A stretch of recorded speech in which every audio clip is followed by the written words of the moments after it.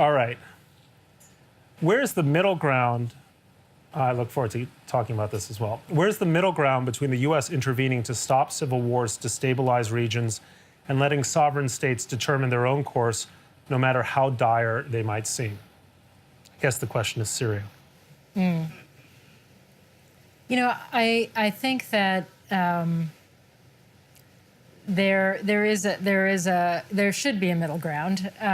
But I think to answer that question, we really have to have some honest reflection about what should we learn from the last 15, 20 years.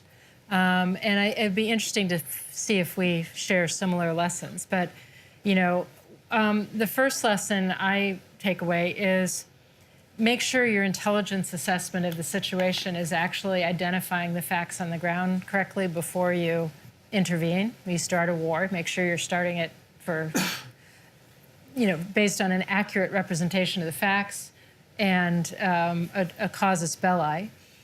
Number two, if you are going to intervene, you better have a plan. And that plan better go beyond the first part, the easy part, which is taking down a regime, to say, then what? To be able to answer the then what question. And oh, by the way, how does this relate to our interests? How does it relate to what we're trying to achieve more broadly over time?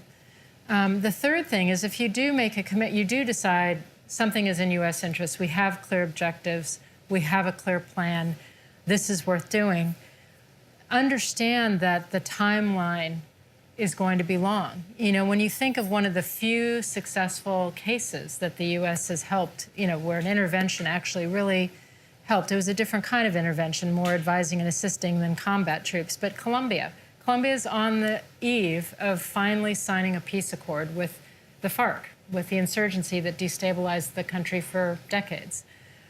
We have been, I think it's now 3 or 4 administrations that have been working with Colombia toward this end. I mean, this has been a long, long process. And so if you're going to get into one of these situations like Iraq or Afghanistan, the arc of these kinds of transformations and interventions is very long. And if you don't have the stomach for that, you should question whether you want to start it in the first place. So I think there's a number of lessons that we need to take away. And there are times when, you know, our interests will not support a full-scale intervention. And there are times that even when our interests might, if you don't have viable partners to hand off to on the ground and you can't envision creating those, then you don't have a sustainable solution. And I think that's been a real challenge for us in Iraq and Afghanistan and now in Syria, is having partners who, even if the U.S. made more of a commitment to do more on the ground, would there be partners on the ground that could sustain the success, you know, that would probably almost certainly be achieved through a great deal of sacrifice. I think one thing to bear in mind, and I agree with almost everything you said, which is really dispiriting for this audience that I think wanted us to rumble. One thing to bear in mind is that civil wars, especially in countries that have borders with lots of neighbors, they don't abide by the Vegas rule. I mean, what happens in Syria doesn't stay in Syria. And that's particularly true if you consider that Syria has borders with Lebanon, Turkey, Iraq, Saudi Arabia, Jordan, Israel. It's also true because the sectarian and ethnic makeup within Syria crosses state lines, as it does with the Kurds who are in northern Iraq, Turkmen in both sides of the border with Turkey, and so on. And so one, you know, when we think prudentially about where we might intervene and where we might not, that ought to be a consideration. What is the likelihood that this particular brush fire becomes a full-scale neighborhood form of arson or a wildfire? A second thing is to think that it's possible to achieve great things with relatively small inputs. And the model here, to me, is the intervention in the Balkans in the 1990s. People, I think when it came to Syria, people thought, oh, the only way to stop it is to redo Iraq.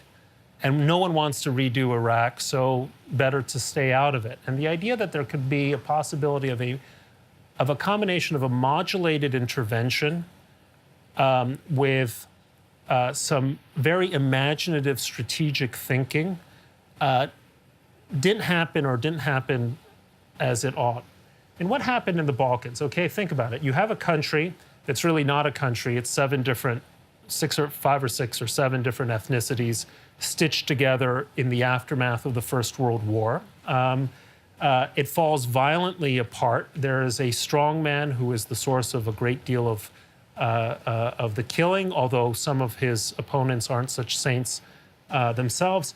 The war burns on and on. When President Clinton came to office, reportedly in 1993, he read a book by Robert Kaplan called Balkan Ghosts. And the lesson of Balkan Ghosts is these antagonisms go back hundreds of years. And so the idea that they're amenable to some kind of solution, that they aren't going to simply burn and burn and burn, is foolish. And Balkan Ghosts had enough of an effect on President Clinton at the time to approach the war much as President Obama approached Syria, or has approached Syria. Let's stay out of this. But then Srebrenica happened. Sarajevo was under siege for 4 years. And a moment came when President Clinton, by the way, backed by Republicans in Congress like Bob Dole, ordered NATO forces to bomb Serb proxies that were surrounding Sarajevo. And in a relatively short space of time, basically destroyed them from the air. And that's what allowed a guy like Richard Holbrooke, not simply with so much the use of force, but the use of force suggesting the credibility of the force that lay behind it, to bring the Dayton Accords about. Part of that also involved the partition of Bosnia, never mind the partition of Yugoslavia, but the partition of Bosnia itself into different ethnic enclaves. And as I look at Syria, it seems, I feel strongly that the only way you have a solution in Syria is if the US abandons its insistence that Syria remain a unitary state. If we insist that Syria is going to be one country, then the power struggle in Syria is always going to be a zero-sum game for all of the country. Either the Alawites are going to rule everyone else, or the Sunnis are going to rule everyone else, and that's unacceptable to either side. The only way you get out of this is by saying to the Alawites, you know what, you have a future in a small Alawite state centered around Latakia, borders to be decided, and to the Kurds, you have a future in the Kurdish area, and then most complicated of all, to the Sunnis in the center, to say there is going to be a Sunnistan, but we will intervene to make sure that it's not ruled by ISIS or Jabhat al-Nusra. For that, you're going to need partners, maybe like the Saudis, Jordanians, Egyptians, who are willing to put in the muscle, or at least the boots. I don't think that happens so long as we're not willing to use any of our power, and so long as we insist that Syria has to remain one country. So I think there is a way to intervene, because if we allow Syria to continue to burn, Europe's going to get another 1 million refugees this year. The crisis is going to continue to spill over into Lebanon and Jordan and possibly Saudi Arabia. And this will burn and burn and burn until it's really uncontainable. Right. Okay. So with the UK attempting to become China's strongest European economic partner, France leaning towards Russia's position in Syria, Germany strengthening its ties with Erdogan and Turkey, are our NATO allies really aligned with each other's interests? Does NATO still have credibility?